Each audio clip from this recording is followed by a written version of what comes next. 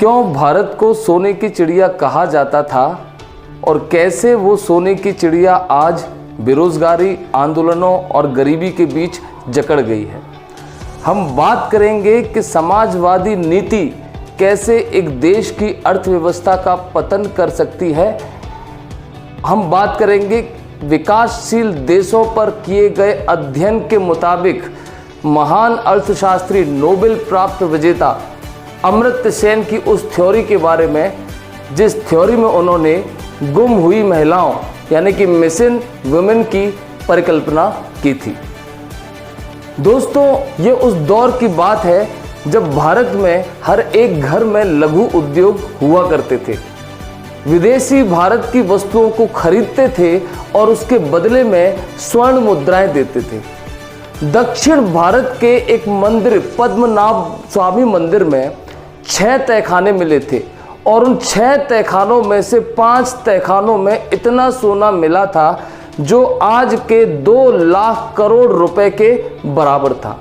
हर घर में लघु उद्योग हुआ करते थे और जिस दौर में दुनिया के पास कपड़े नहीं हुआ करते थे, उस दौर में भारत में एक विकसित कपड़ा उद्योग हुआ करता था। भारत के कपड़े पूरे विश्व में प्रसारित किए जाते थे।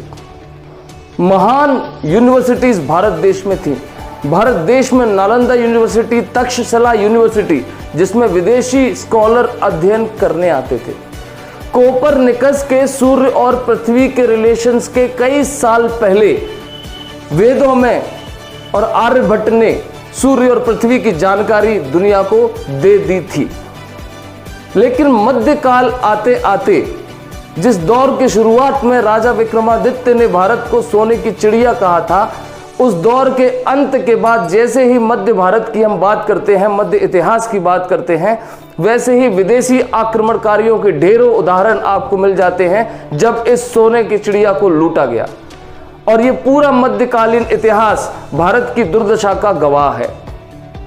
आधुनिक भारत आते आते जैसे ही भारत ने स्वतंत्रता प्राप्त की, भारत एक और बेड़ी से जकड़ गया, जो थी समाजवाद। भारत ने 1950 से लेकर 1980 तक इन 3 दशकों तक समाजवाद की नीति ही अपनाई। समाजवाद का मतलब देश के सभी संसाधनों पर सबका बराबर का हक है। समाजवाद का मतलब कोई एक व्यक्ति अपनी मेहनत के बल पर आगे नहीं बढ़ सकता। एक व्यक्ति अपनी मेहनत के बल पर पैसे कमा नहीं सकता। एक व्यक्ति अपनी मेहनत के बल पर उद्योग स्थापित नहीं कर सकता। इन 3 दशकों के दौरान सरकार ने ज्यादातर लाभ वाले प्राइवेट उपक्रमों को सार्वजनिक उपक्रमों में शामिल कर लिया।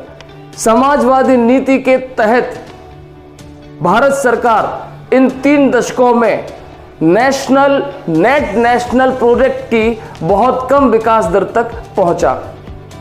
साल 1980 के दशक में जब भारत ने उदारवादी नीतियों का अनुसरण करना थोड़ा ही शुरू किया था, तब कहीं जाकर नेट नेशनल प्रोडक्ट यानी कि सकल राष्ट्रीय उत्पाद बढ़कर 4.5 थे, जो इन 3 दशकों तक 3.3 और 2 के आसपास रहे।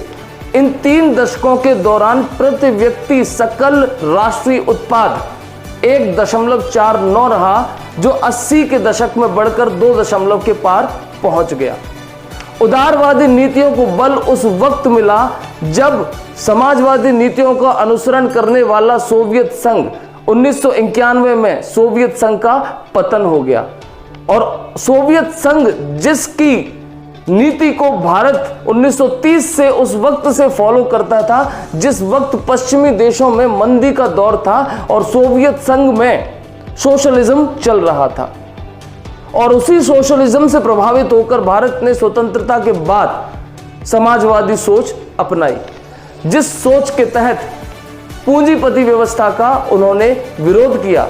जबकि 60 और 70 के दशक में पूर्वी देश जैसे हांगकांग, थाईलैंड, दक्षिण पूर्वी देश इंडोनेशिया, मलेशिया, इन छोटे देशों ने भी 7 से 8% सकल राष्ट्रीय उत्पाद में विकास दर में वृद्धि हासिल की, जबकि भारत उस दौर में सिर्फ लगभग 3% विकास दर के साथ आगे बढ़ रहा था।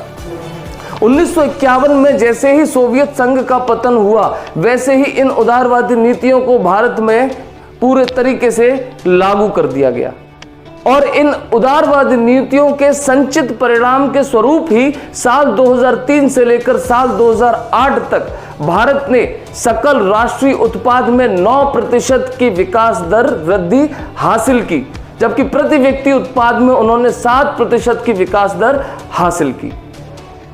क्या होता अगर ये सुधार एक आध दशक पहले हो जाते? क्या होता हमें उदारवादी नीति स्वतंत्रता प्राप्ति के बाद ही मिल जाती?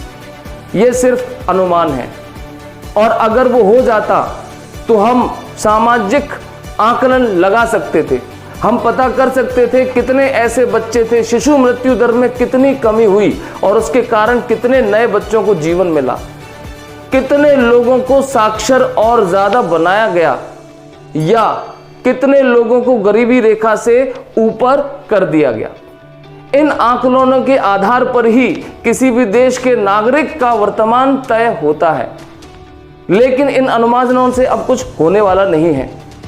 विकासशील देशों पर किए गए अपने एक शोध में महान प्रोफेसर अर्थशास्त्री जिनको नोबेल प्राइज मिला था, अमर्त्य सेन, उनकी एक अनुमानित थ्योरी थी जिसका नाम था मिसिंग वुमेन, गुम हुई महिलाएं। उनके अनुमान के मुताबिक साउथ एशियन कंट्रीज में जहां पर लिंग भेद है, उस लिंग भेद के कारण उसके परिणाम स्वरूप 10 करोड़ महिलाएं गायब हैं या मारी जा चुकी हैं। उनकी इस थ्योरी का विश्लेषण करने पर पता चलता है कि उनकी थ्योरी कंपैरिजन पर आधारित थी। उन्होंने चीन या भारत जैसे देशों में लिंगानुपात चेक किया। उन्होंने देखा महिला और पुरुषों का अनुपात 0.94% है, मतलब 6% महिलाएं इन देशों में कम है पुरुषों की अपेक्षा। और उन्होंने सोचा उन देशों के बारे में जिनमें लिंग भेदभाव नहीं है, तो वहां पर महिला का पुरुष के साथ अनुपात 1.05 निकलता है, मतलब 5% पुरुषों से अधिक। अमर्त्य सेन के मुताबिक यह सिर्फ 6% महिलाओं को लॉस नहीं है, कुल मिलाकर 11% महिलाएं गायब हैं, जिसका कारण बताया जाता है कि गर्भावस्था के दौरान ही भ्रूण में उनकी हत्या कर दी गई। जबकि शोध ये कहते हैं कि भारत या दक्षिण एशियाई देशों में गर्भ धारण करने के बाद बहुत सारी महिलाएं, ज्यादातर महिलाएं हेपेटाइटिस बी की शिकार हुई और उनकी मौत हुई। समाजवादी नीति या वो सभी नीतियां जो किन्हीं भी सरकारों द्वारा बेलगाम दिशाहीन थोप दी जाती हैं, वो उस देश की जनता को भोगना पड़ता है, और वो कष्ट का अनुमान हमें इतिहास में देख के मिल जाता है कि कितने शिशु मृत्यु दर में कमी आई, कितनी मातृ मृत्यु दर में कमी आई, या लिंगानुपात का अनुपात समकक्ष हो पाएगा या नहीं। साल 1958 से 1962 के बीच 4 साल चाइना में समाजवाद का एक बहुत तगड़ा आंदोलन चला। वो समाजवादी चाहते थे कि देश का दोबारा पुनर्निर्माण किया जाए, और इस पुनर्निर्माण करने में इस बार समाजवाद की भूमिका हो। मतलब अब हम पूंजीवादी अर्थव्यवस्था नहीं चाहते, अब हम समाजवादी अर्थव्यवस्था चाहते हैं।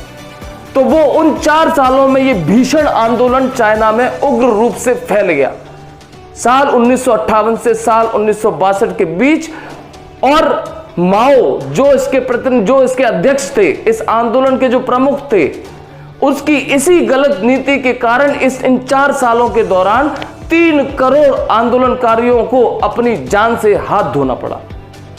तो नीतियां अगर दिशाहीन हो, आंदोलन भी अगर दिशाहीन हो, चाहे वो सरकार हो या आम आदमी हो, अगर दिशाहीन, तर्कहीन, रूढ़िवादिता पर आधारित, पुरानी पद्धति पर आधारित कोई भी नीति अगर किसी देश में थोपी जाएगी तो उस देश को पछताना ही पड़ेगा। जय हिंद, जय भारत।